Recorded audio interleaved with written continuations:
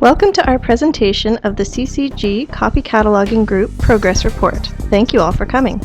Since this will be a bumpy ride, you may need some ginger candy and/or a lifesaver to settle your stomach. Our story begins. We began our adventure as individuals within a group. Anna, Charlene, Dawn, Donna, Fern, and Karen started the voyage. Since becoming the new unit head, Charlene had wanted to learn more about what kind of workflows existed within the monographs group. Along the way, Charlene decided to stop off at a port in Portugal. Lori, Marilyn, Renee, and Shelley, who worked on maps, government publication monographs, serials, and government publication serials, were seen on their own little rafts and were swept on board as we continued with our exciting adventure. In a short while, we spotted Amanda and Dorothy from St. Thomas More Shannon Library treading water and welcomed them on board the good ship CCG. However, shortly after, Dorothy was carried off to perform extra duties at STM Library. We began in earnest to enjoy our meetings, get to know each other, and to learn about all of the different kinds of work that we're doing for the library. We also started to repair old riggings and discover some new charts that we would need to rely upon. Suddenly, actually it was happening around us all along, but we just hadn't noticed. The weather started getting rough. Our tiny ship was tossed. If not for the spirit of the fearless group, CCG would have been lost. Fortunately, we were able to use our newly discovered compass points, Ferber and Frapp, which help us identify what an item is so that it can be properly cataloged. Mark standards, RDA, Source description and access, and Library Congress authorities to navigate as waves of change, misinformation, misunderstanding, and knowledge gaps crashed against CCG. As we charted the course through stormy waters, we took on a lot of water. We had hybrid records coming in, and it felt like RDA guidelines were changing weekly. We spent time bailing our good ship by checking LTS records for good examples of RDA and getting Donna's help to identify the good from the bad. We made repairs as needed by starting to identify tags and indicators within the record that would be problematic in the future, and learning not to remove things just because they looked weird. During our rough ride, passengers on the cruise ship retirement beaconed and Shelley and Marilyn merrily abandoned our ship. We were lucky because Charlene had fallen overboard from the cruise ship sabbatical and we welcomed her back on board our vessel. After many weeks of toil and hardship, we've spotted land and are now charting a quieter course. We've had Leah join our crew, and with the storm abated, we want to make landfall and enhance CCG to make a more seaworthy and prepared ship to continue our voyages into the ever-changing world of cataloging. From the Sea Journal of CCG. We've spent much time together at sea, encountered rough waves, navigated through previously uncharted territories, discovered our compass points, took on different roles, and most importantly, have learned the value of open communication. CCG has worked on and developed a document for recommendation of RDA implementation at the University of Saskatchewan Library. We've gained an understanding on how our records work in a wider system and appreciate the importance of using the standards to facilitate easier discovery of the materials which we catalog. The crew has learned that regularly scheduled meetings where we all understand the purpose will result in many positive outcomes. At times we struggled with our roles within the group as we developed active listening skills.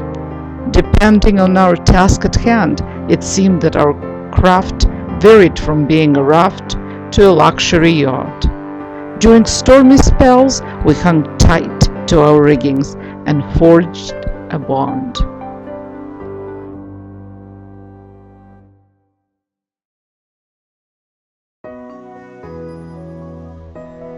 We do anticipate problems in the near future.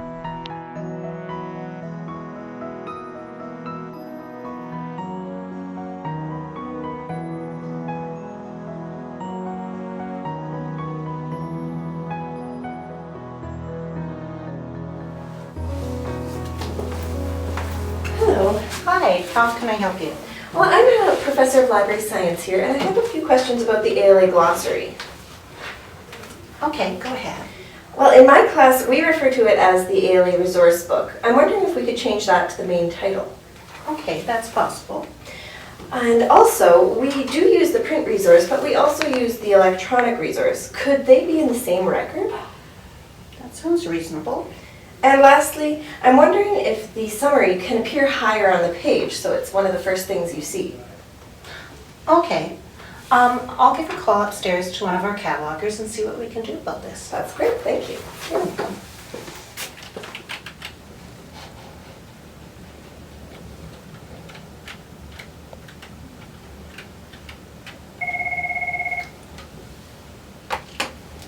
Hello, Donna Frederick here. Hi Donna, I have a request from a professor here to change a few things in a record to make it more usable for her class. Okay, well, send it up here and I'll see what I can do. Okay, bye.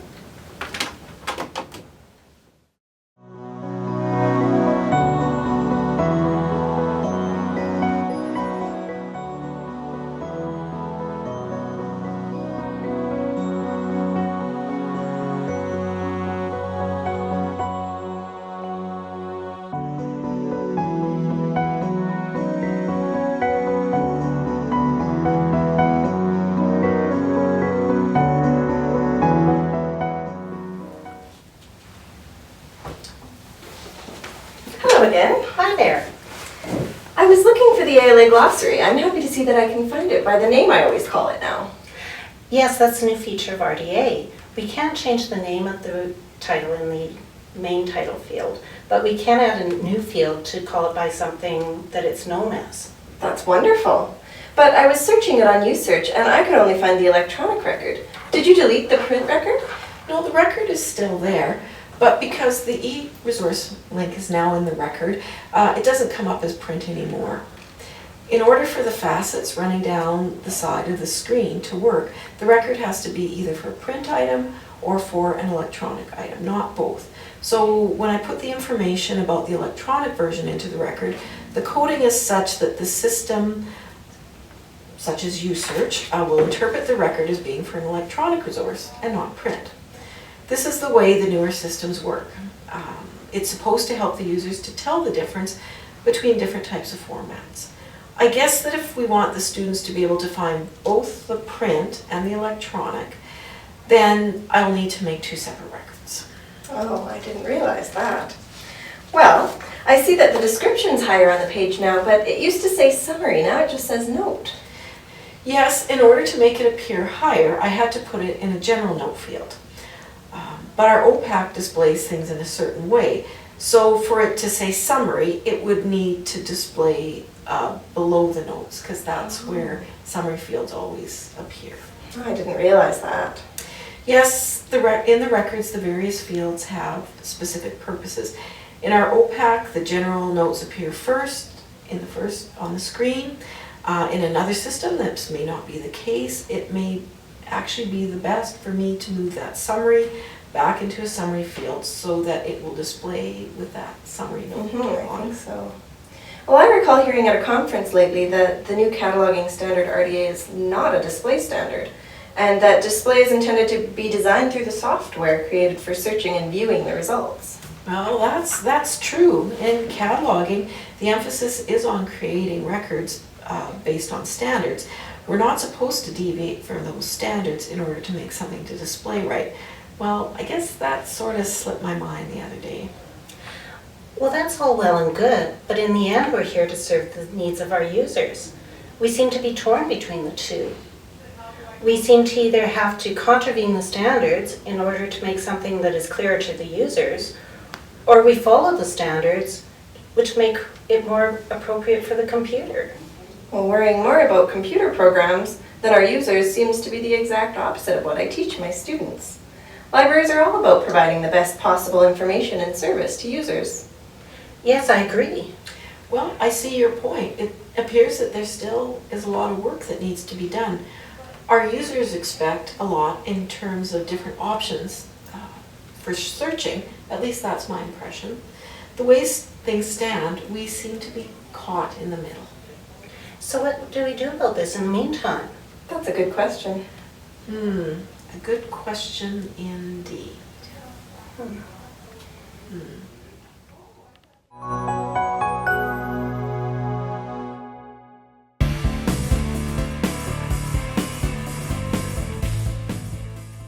This is Leah from Library News Today, live on location at the University of Saskatchewan.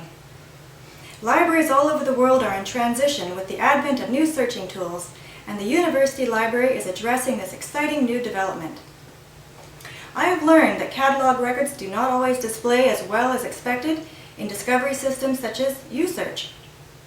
These systems need records that are sustainable now and in the future. I have also learned that the key to ensuring positive end-user results is to follow standardized coding, and this standardization is evolving even as we speak. As a result, cataloging staff at the University Library have been meeting frequently. Join us now for live coverage of the Copy Catalogers meeting at the University Library. So it looks like we have a situation on our hands. I know. I wonder how bad it is. It all started with that phone call from the professor. We try hard to work positively with everyone in the library system, but sometimes it's difficult to communicate why adjustments to records don't work properly. Yeah, I agree. It's hard to know what to do. It's not like we have a magic wand and can make things look perfect all the time.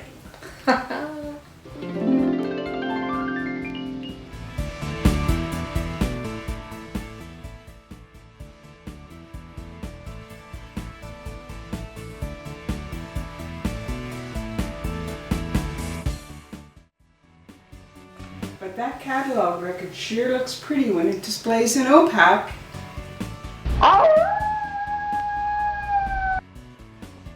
Oh, this is a record for a book, but it says sound recording and online access. Now that isn't right. But wow, it sure doesn't work very well in USearch. No kidding. What Yikes. do we do about records like this? We can't let them escape. We need to fix them. You're right. I think the only way we will be able to resolve this situation is if we follow current cataloging standards and make sure we catalog these records according to the RDA guidelines. But the system we are working with isn't necessarily keeping up with the current cataloging standards. Yeah, it's true, but for now, we can't guarantee that our system will display beautiful records. But in the end, it will be worth it. If we want to have records that are sustainable and work in future systems. We need to follow the current standards and learn to live with things that look a little weird or maybe strange right now. But at least the records will work and be discoverable, and we won't end up with those franking records.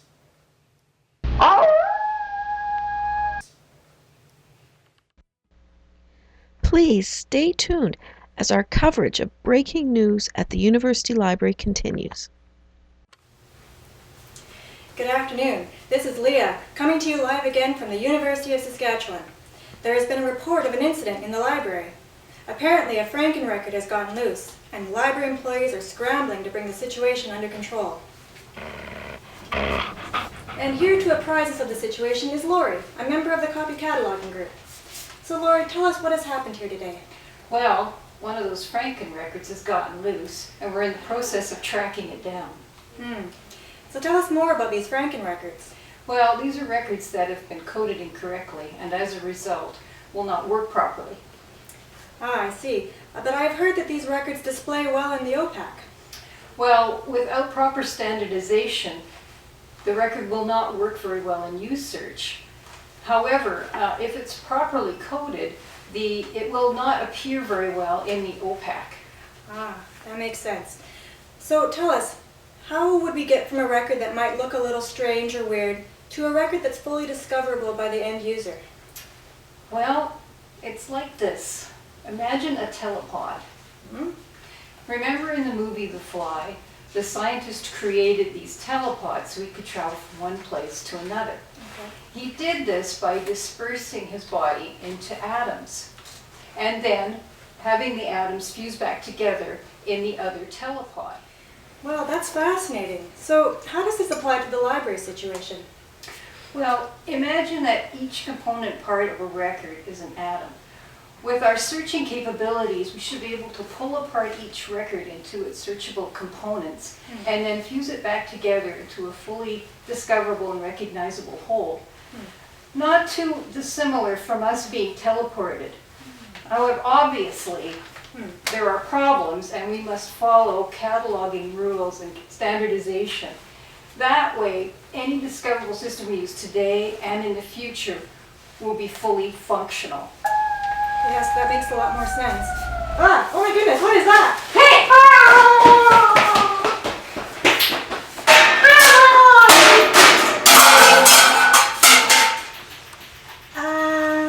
Well, folks, I believe we had just witnessed the capture of one of those elusive Franken records. I'm not sure if our cameras caught the whole thing, but it appears that the situation is under control. I believe that concludes my report on Franken records in the library. Thank you to Lori and the copy cataloging team for their time here today. Thanks for tuning in. Until next time. Thank you for joining our live coverage. We now return you to the regularly scheduled programming.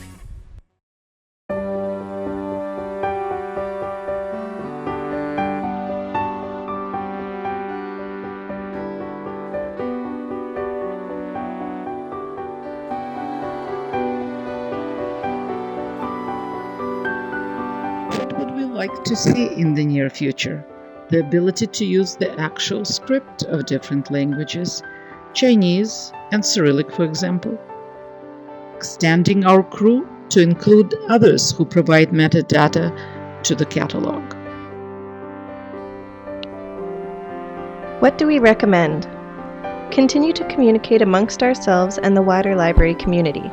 We need to create an opportunity for dialogue with those who might have questions for us, ensuring they don't feel their question is silly or that they're wasting our time. Learn to let go of the rigid rules and embrace the emerging guidelines of discovery.